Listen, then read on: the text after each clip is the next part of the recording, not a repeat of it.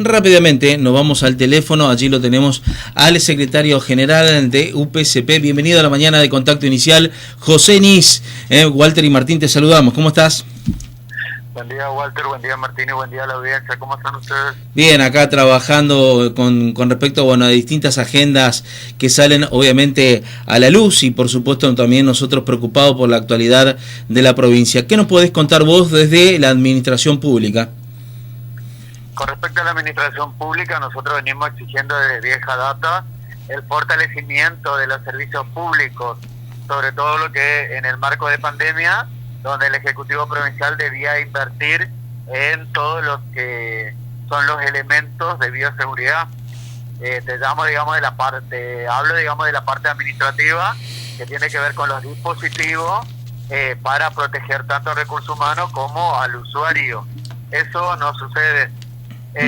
Lo otro es que en la mayoría de las áreas no cuenta con personal de limpieza y para evitar la transmisión del COVID-19 como de otras patologías infectocontagiosas, es importantísimo lo que es la limpieza y la desinfección.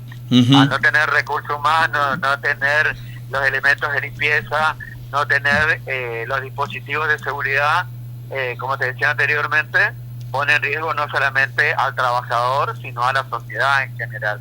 Perfecto. Con respecto a lo que es los servicios sanitarios, los compañeros nuestros no tienen los elementos, que en este caso son los mamelucos hidropelentes. La gran mayoría de los trabajadores no lo tienen.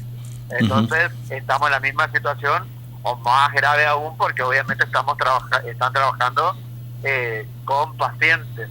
Que en el caso de ayer, por ejemplo, en el Hospital Ferrando, en el área de COVID positivo, no funcionaba el aire acondicionado. Entonces, los pacientes que estaban con hipertermia aumenta mucho más, obviamente, por la falta de este elemento que es importantísimo, digamos, aparte de la provisión José, de lo que es insumos y demás. Sí. José, en estos 7 meses de pandemia aquí en la provincia, ¿qué se pudo cumplir y que ustedes puedan reconocer como bien, digamos, por parte del gobierno provincial? ¿En qué sentido me Y en el sentido, digamos, al tratamiento justamente del sistema sanitario, a lo que tiene que ver también con,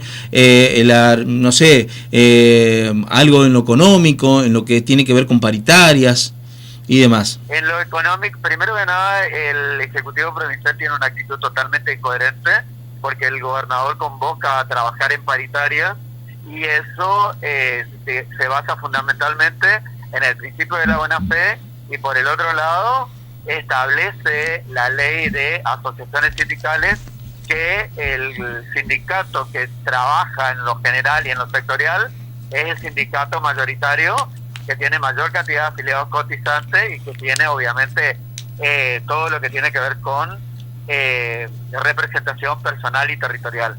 En este caso, digamos, el gobernador convoca paritaria, pero no respeta las normativas vigentes, ni tampoco se rige por el principio de buena fe, porque si no, no sacaría lo que tiene que ver de manera unilateralmente la estructura orgánica funcional, designando en los cargos a las personas, avasallando lo que es la carrera administrativa.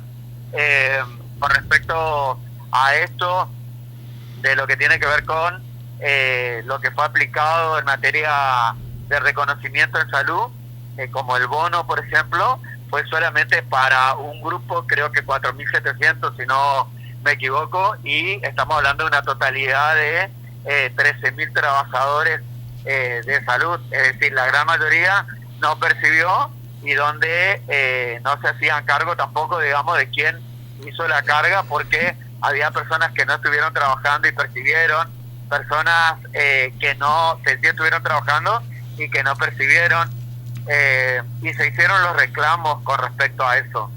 En salud vos tenés más o menos 4.000 personas que no cobran bonificaciones, pero no de 2 o 3 años, te estoy hablando de más de 5 años o 10 años, y eso significa que hoy cobra de bolsillo 15.000 pesos.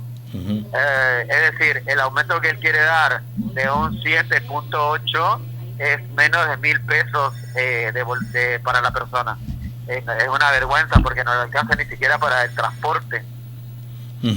Pero bueno, Con respecto a lo que hizo, me decías vos, lo que se incorporó en el Hospital Ferrando tiene que ver con el Hospital Modular, que tuvo serias falencias en la construcción.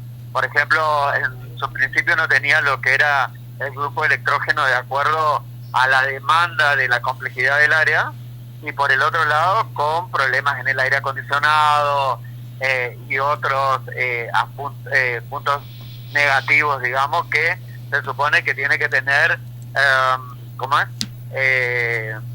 Sí. Una garantía, lo que tiene que ver con la obra, que ahí es donde nosotros atacamos cuando habían dicho, digamos, de que los trabajadores del Hospital Ferrando atentaron contra la vida de los pacientes porque cerraron la llave del aire comprimido y demás, y nunca explicaron, digamos, de que el aire comprimido, el oxígeno, la aspiración central tiene una alimentación central, valga la redundancia, todos los sectores que tienen que alimentar, y al hacerlo, cómo va perdiendo presión, y que en este caso, o sea, tampoco se había cerrado, que no tenía absolutamente aire comprimido, sino que estaba reducido al máximo, digamos, lo que tiene que ver con la presión, y que el aporte que se le hace al paciente es la combinación de lo que tiene que ver con el aire comprimido más el tema del oxígeno.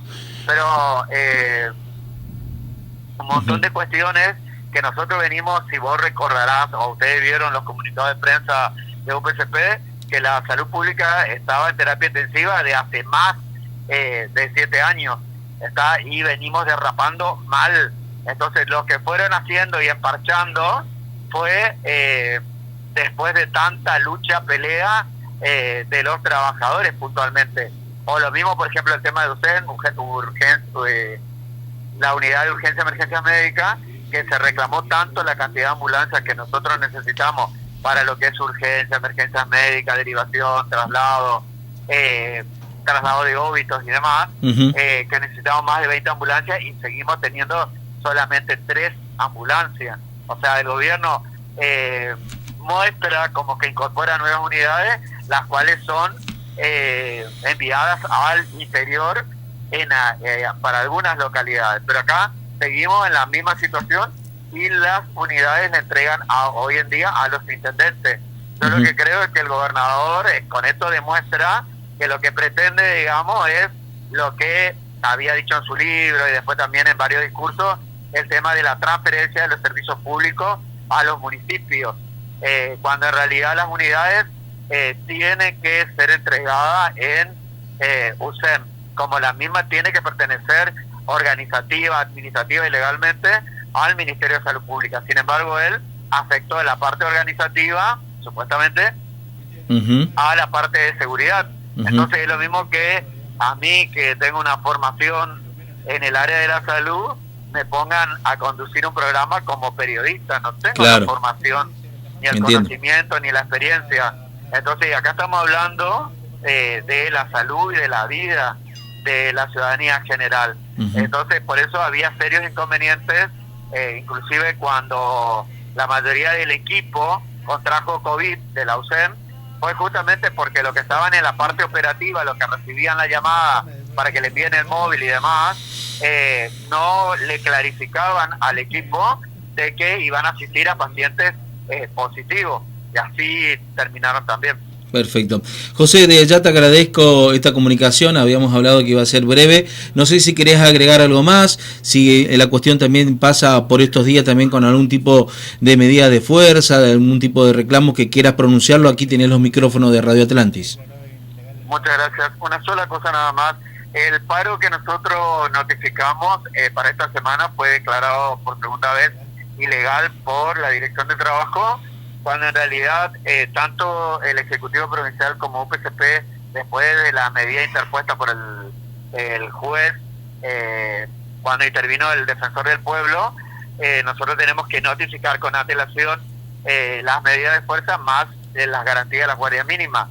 Lo mismo para declarar la ilegalidad del paro, el Ejecutivo Provincial debe consultar y solicitar la aprobación del juez.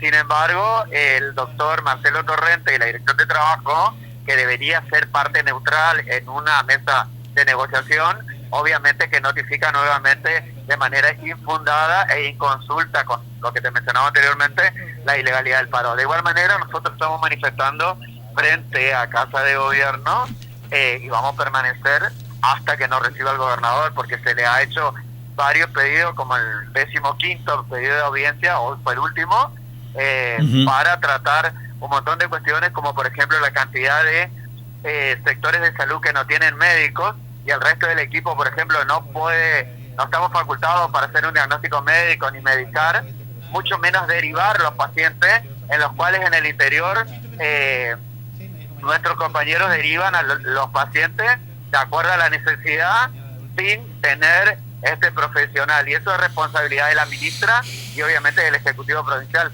Perfecto. Entre otras cosas.